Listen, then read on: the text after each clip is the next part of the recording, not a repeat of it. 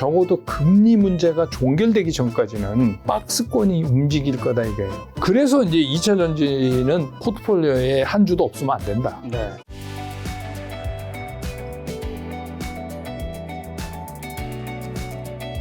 저는 최근에 사실 뜨거웠던 종목들은 몇 개 섹터가 딱 정해져 있는 것 같더라고요. 네. 뭐 2차 전지, 그 다음에 챗 GPT, 그다음에 뭐 로봇 이런 키워드들이 없은 종목들은 뭐 물론 엔터테인먼트에서 몇몇 종목 어떤 특별한 이슈로 해서 오르긴 했지만 나머지 종목들은 딱히 이제 별로 크게 많이 못 올랐는데 근데 또 특히 2차 전지는 굉장히 작년에 뜨거운데 올해도 뜨거운데 이 가지신 분들도 걱정이 많더라고요. 가진 분들은 이거 언제 내가 팔아야 될까? 그다음에 또 못 가지신 분들은 이거 올라가는 거 보다가 100% 올랐을 때 너무 많이 올랐는데 있다 보니까 200% 뭐 300% 그런 거 보면서 이거 지금이라도 따라 사도 되는 걸까? 이런 걱정이 되게 많더라고요. 혹시 이런 고민 해결을 하실 수 있을까요? 그렇죠. 저는 이제 오늘 오랜만에 4개월 만인가요?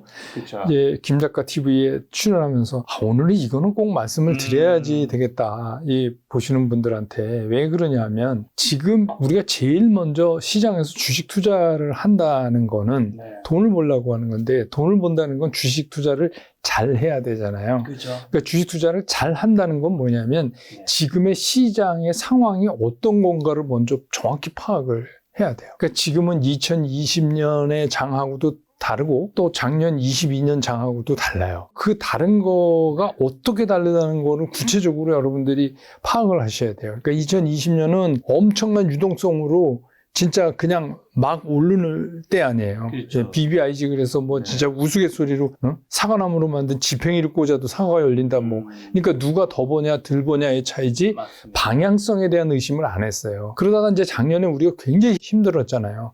계속해서 밀려내려서 뭐 여기가 바닥이다 여기가 바닥이다 이러면서 곳곳에 매물이 쌓이면서 이렇게 되고 일반 투자가들 최근에 이제 2, 3년 내에 입문하신 분들은 사실 그때 많이 물려 있어요. 메인 포트폴리오들이. 그런 상황에서 올해 들어오면서 시장이 완전히 작년 말 무렵부터 바뀌어지기 시작했죠. 그게 뭐냐면 유동성이 지극히 제한적인데 이슈들이 굉장히 빠르게 순환을 하는 거예요. 그러니까 이슈들을 갖고 순환해서 심지어는 반도체 2차 전지도 이슈라고 봐야 돼요. 좀 큰 이슈 중에 하나다. 그러니까 그런 것들이 굉장히 빠르게 순환을 한다는 건 뭐냐면 변동성이 심하게 나타날 수밖에 없는 시장이다. 그런데 이 시장이 지금 중요한 게 아직도 무슨 저점이 확인됐으니까 주식을 사야 된다. 이건 하나도 안 중요해요. 저점 확인된 게 뭐가 중요합니까? 주식 투자하는데.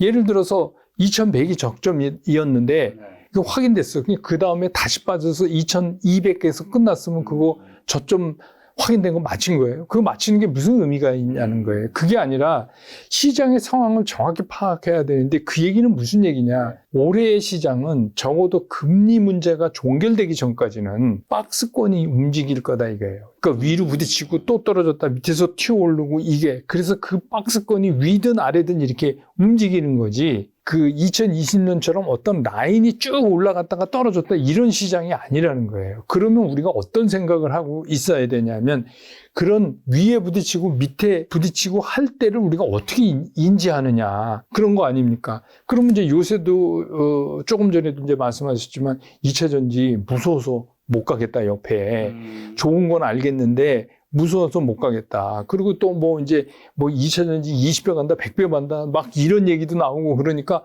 그러면서도 지금이라도 안 산 거 나중에 후회하면 안 되는데 뭐 이렇게 이제 얘기가 되는 거 아니에요. 그러니까 이런 시장에서는 비단 2차 전지뿐만이 아니라 그 어떤 종목도 내가 어떤 원칙으로 매매한다는 걸 딱 정해야 돼요. 그래서 그것대로 하셔야지 상황에 따라서 이거 조금 바꿨다가 하면은 시장에서 거꾸로 가는 매매를 할 수밖에 없어서 그러면 이게 단기 테마 이슈가 순환한다는 거는 정상적이지 않은 시장이에요. 그렇잖아요. 뭐가 막 일주일 간격으로 막 바뀌어갖고 막 이렇게 돌아간다는 게 그게 이제 말이 안 되잖아요. 근데 원래 말이 안 되는 게 주식시장이에요. 그렇죠. 그러니까 우리가 주식시장을 이성적이고 합리적인 시장이라고 볼 수가 없음에도 불구하고 우리가 자꾸 이성적이나 합리적인 판단으로 시장을 자꾸 보려고 하는데 문제가 이제 생기는 거예요. 그러면 시장이 미쳤으면 이제 막말로 우리도 미친 사람처럼 시장을 보면 되지 않느냐. 그런 거죠. 그럼 미친 사람처럼 시장을 보는 게 어떤 거냐. 시장에 뭐 누가 공매도를 때리고 뭐 누가 해서 개미를 털고 뭐 누가 작전을 하고 아무리 그래도 절대로 못 숨기는 게 있어요. 뭔가요? 차트예요. 그 모든 거는 차트에 흔적을 낸 게요. 남아있죠. 네, 남아있어요. 뭐 그 사람들이 물건 싸갖고 저 여의도 뒷골목에서 돈 주고 받고 매매하는 거 아니잖아요. 반드시 여기에 흔적을 남기게 돼 있어요. 그러면 지금은 우리가 이 기술적 분석 안에서 뭔가 기준점을 잡아야지 되는 거예요. 그래서 그 기준점대로 매매를 하시라. 제가 이제 요즘 계속 그렇게 말씀을 드려요. 그러면 어떤 문제가 발생하냐? 막 급등하는 것 같아도 덜 불안하고 급락하는 것 같아도 덜 불안하다. 그게 원칙이 내가 딱 정해지면. 예를 들어서 하나 볼까요? 지금 여러분들이 이게 자꾸 말로 설명하면 이해도가 떨어지니까 그냥 그래프를 하나 놓고 보는 게 나을 것 같은데 이게 삼성전자입니다, 여러분. 이 두 집 건너 한 집이 주주인 삼성전자예요. 이거 우리나라 사람들이 다 주주예요. 아, 그죠. 예, 여기도 뭐 아무데나 가서 문 두드리면 두 집 중에 한 집은 삼성전자 주주란 말이에요. 제가 그 두 집 중 한 집입니다. 네, 그러니까 일반적으로 이 빨간 5일 이동평균선이 생명선인데 이거를 무너뜨리면 조심하자. 이렇게 얘기하잖아요. 그리고 10일도 요 밑에 있는 검은 선이 10일 2평인데 네, 이거 잘 안 보시는데 저는 올해는 11선을 좀 신경 써서 보시라.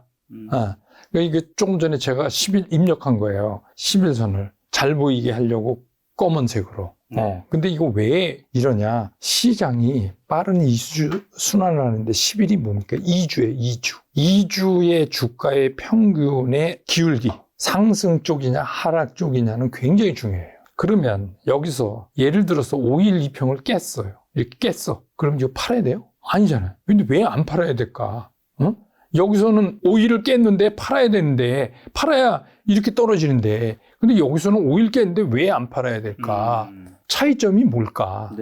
10일 2평의 기울기예요. 여긴 2주 평균 가격이 계속 우상향을 하고 있어. 그러니까 이런 데 잘못 팔면 이 N자형을 놓친단 말이에요.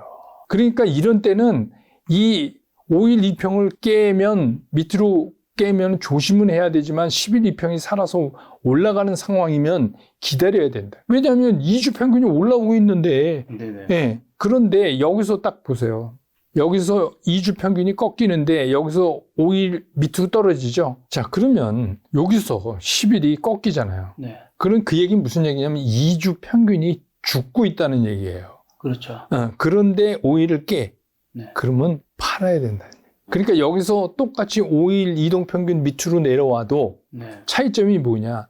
10일을 동시에 깨고 10일이 떨어지느냐 안 떨어지느냐. 그러면 여기서 떨어지면 그럼 반대로 그럼 언제 사냐? 어떻게 될 때 사야 되는 거냐? 5일 2평을 밑에서 위로 뚫을 때 우리가 그렇게 얘기하잖아요. 뚫을 때. 근데 뭐 밑에서 뚫는다고 다 사요? 이렇게? 그건 아니지. 근데 여기서 보면 떨어지던 10일 2평이 플랫해져요.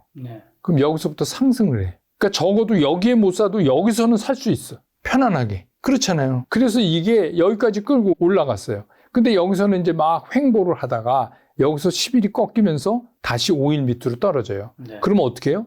매도죠. 그러니까 제 얘기는 뭐 삼성전자를 예를 들어서 난 이거 뭐 인생 주식이라 난 몇 년 동안 가져가겠다. 그런 분은 뭐 그냥 가져가세요. 예, 가져가지만 우리가 이제 일반적으로 이건 왜냐하면 여러분들이 많이 갖고 계시고 굉장히 상징적이기 때문에 제가 이제 삼성전자를 말씀을 드리는 거예요. 그러니까 그렇게 한번 해보시라는 거예요. 그러면 일부만 갖고 그렇게 해보시든지 이 말이 맞는지 안 맞는지. 근데 올해는 이런 상황이 지속될 가능성이 상당히 높다. 그래서 이걸 저는 이제 원칙으로 매매하는 것에 대해서 원칙 매매라고 하는데 이거를 다른 거에도 한번 우리가 한번 입혀보죠. 이게 여러분 요새 이제 올라서 무서운 에코프로입니다. 자, 보세요. 여기서 뭐 이렇게 해서 정배열돼서 사야 되는 건 뭐 당연히 아시죠, 여러분. 네, 이거는 뭐 얘기 안 해도 당연히 아시죠. 지금 여기서 오늘 14% 오르고 있는 건가요?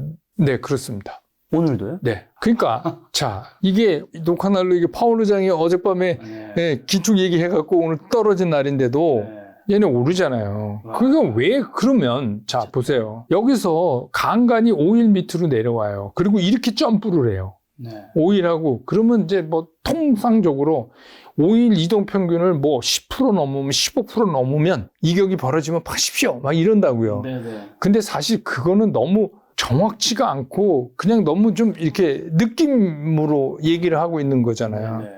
저는 이거죠. 5일 이동 평균을 가끔씩 이렇게 터치하거나 밑으로 내려왔다 갈 수는 있다. 시장에서. 하지만 중요한 건 이 11선이다. 11선이 안 깨지면 괜찮다. 11선이 안 깨지면 팔아야 될 이유가 없다는 거예요. 그러니까 우리 쉬운 얘기로, 그러니까 쏠림 현상이 일어나는 이슈가 순환되는 시장에서는 그냥 갈 때까지 가보는 거예요. 갈 때까지. 그러면 예를 들어서 여기서 놀래갖고 판 사람보다는 참아갖고 여기 있다가 여기서 만약에 이게 10일이 이렇게 나중에 밑으로 꺾일 때 팔아도 이거보다 높게 팔아요. 네? 네. 그러니까 이게 굉장히 중요하다. 이 지금 시장에서는 그러니까 보통 우리가 5일, 20일, 60일 이렇게 보는데 그러니까 제가 기술적 분석 얘기 잘 안 하는데 진짜 오랜만에 김정근 TV에서 얘기하는 이유는 뭐냐면 네. 지금은 이것뿐이 믿을 게 없어요. 그리고 뭘 갖고 이 시장을 이해하냐는 거죠. 그러면 외국인들 매수에 의해서 1월부터 시작해서 잠깐 움직이는 시장이니까 수급이 딱 주체 하나에 매달려 있잖아요. 네. 그렇다면 외국인들이 안 사면 대형주 안 되고 그러면 이제 코스닥이나 이런 쪽에서 이제 이런 주식들이 막 순환하면서 움직일 텐데 그럼 이런 순환하는데 어디서 팔고 어디서 사는 거를 내가 어떻게 정하느냐? 느낌으로 정한다? 아, 이거는 실패할 확률이 굉장히 커요. 그래서 제가 이제 뭐 이쯤 올라가니까 막 하는 분한테 11선 안 죽으면 팔지 마세요. 그렇게 이제 많이 말씀드려서 이제 여기까지 온 거예요. 이게 앞으로 어떻게 흘러갈지는 누구도 몰라요. 주가는. 그렇지만 이게 적어도 5일, 10일을 깨면서 12일이 밑을 향하려면 그러면 여기 적어도 횡보 내지는 여러 차례 가니까 여기서 판 것보다 훨씬 높다. 그런 게 사실은 기술적 분석에서 우리가 매매할 때 그 매매 타이밍을 잡는 걸로 이걸 쓰잖아요. 근데 시장의 모든 흔적은 여기 밖으로 나갈 수가 없다. 그건 뭐 확실하죠. 하나 더 볼까요? 여러분 많이 갖고 계시는 카카오입니다. 카카오도 상당히 많은 분이 갖고 계셔서 애증의 종목인데 이게 올라갑니다. 이렇게 말씀드리면 얼마나 좋겠어요. 근데 이거는 기술적 분석상에서 나타나는 그냥 현실만 가지고 얘기를 한번 해보자는 거죠. 자, 보세요. 여기서 이런 형태가 나오니까 정배열인가 보다 하고 이렇게 올랐어요. 그래서 이제 이게 횡보를 하다가 여기서 정배열 되면서 어떻게 돼요? 10일이 뜨잖아요. 10일이 뜨죠. 네. 10일이 뜨니까 여기서는 어떻게 했어요? 10일이 안 떴어요. 네. 그러니까 횡보예요. 여기서 10일이 뜨죠. 쫓아 올라가요. 근데 10일이 죽지 않으니까 5일 밑으로 깨도 다시 가요. 그러니까 우리 이거 보통 얘기하는 N자 아닙니까 이게. 예. 그게 나오잖아요. 이게 죽지 않는 한 난 겁 안 먹어. 이겁니다. 근데 이제 여기까지 갔어. 근데 여기서 얘가 죽어요. 죽으면서 갑자기 이게 툭 떨어져. 그럼 어떻게 돼요? 이거는 이걸 회복시키려면 여기서 상당한 에너지가 또 필요해요. 그러니까 뭐 나는 이거를 몇 년 동안 뭐 죽을 때까지 갖고 간다. 이런 생각인 분은 이건 해당 안 되지만 지금 내가 우연하게 테마주나 이슈주를 손댔는데 나 언제 팔지 모르겠습니다. 언제 살지 모르겠습니다. 사는 거는 아까도 제가 말씀드렸지만 지금 예를 들어서 자, 에코프로비엠도 이렇잖아요. 그런데 이거를 보면 이거 지금 살까요? 이거는 보장할 수 없어요. 이거는. 그렇지만 이런 11선이 움직이면서 정배열 상태가 밀집 대형이 나타날 때 사는 거예요. 그러니까 이거는 어떻게 해요? 그냥 지나간 차예요. 이건 지나간 차. 네. 그래서 이런 형태가 뭐 AI 챗봇에서도 나타나고 다른 데서도 다 나타나요. 그러니까 그 어떤 종목도 이걸 기준으로 보시고 2주 동안에 이 종목의 수급만 체크해 보시면 이거는 뭐 실수할 확률이 거의 없어요. 제가 보기엔. 그래서 이게 사실은 이제 우리가 뭐 이렇게 파생을 할 때 기준점으로 자주 쓰는 게 이제 2주간의 흐름 아니에요. 네. 그거를 이제 제가 원형해서 이렇게 여기다가 이제 대입을 한 건데 네. 이거는 요즘엔 잘 안 쓰는 건데 저희 때 그러니까 1970, 80년도에는 많이 썼어요. 이 기법을. 근데 요새는 이거를 얘기를 안 하니까 늘 불안해요. 올라도 불안, 떨어져도 불안. 근데 그렇게 불안하기 시작하면 주식 투자를 정상적으로 할 수가 없어요. 네. 그래서 오늘 제가 이제 이 말씀 드리는 건 이건 이제 제가 정한 원칙이지만 비교적 잘 맞습니다. 맞는데 더 좋은 방법이 있으신 분들은 자기 나름대로의 그 매매 원칙대로 시장을 보세요. 그러면 흔들리지 않잖아요. 네, 쫓아다닐 필요도 없고. 그래서 이제 이 말씀은 제가 오늘 꼭 드려야 되겠다. 네. 본인만이 어쨌든 뭐 매수든 매도든 기준이 필요해야지 흔들리지 않는다. 네. 자, 그럼 이제 2차 전지 이제 얘기해 주셔서 2차 전지 좀 질문을 좀 더 드려보면 지금 어쨌든 이제 2차 전지가 양극재라든가 뭐 강물 쪽에서 많이 올랐잖아요. 네. 지금 이제 사도 되는지도 한번 여쭤보고 싶기도 하고 많은 분들이 이제 오르는 거 보면 네. 사고 싶다는 생각이 막 드니까요. 그 다음에 혹시나 뭐 아직 2차 전지에서 안 오른 주식 이 주식들은 좀 앞으로 좀 유망할 것 같다. 아니면 뭐 2차 전지 쪽 이제는 진짜 쳐다보면 안 된다. 어떻게 생각하시는지. 2차 전지 사도 되죠. 그리고 아직 안 오른 2차 전지는 앞으로도 안 오를 가능성이 커요. 그러니까 그 얘기는 뭐냐면 네. 2차 전지가 이게 시작이 BBIG부터 시작한 거 아닙니까? 네. 2020년도에. 그렇죠. 그래서 한번 다 훑었어요. 훑어서 이제 2차 전지의 생태계랄까? 계보랄까? 흐름이랄까? 이런 걸 투자자들이 다 알아요. 그러면 이제 제일 먼저 2차 전지를 놓고 여러분들이 정리를 해보셔야 되는 게 뭐냐면 2차 전지의 생태계가 어떻게 구성되어 있냐. 자, 전기차는 빼고 이제 차를 만드는데 들어가는 배터리가 있는데 배터리를 만드는 회사가 있잖아요. LG 에너지 솔루션, SDI, 뭐 SK온 뭐 있잖아요.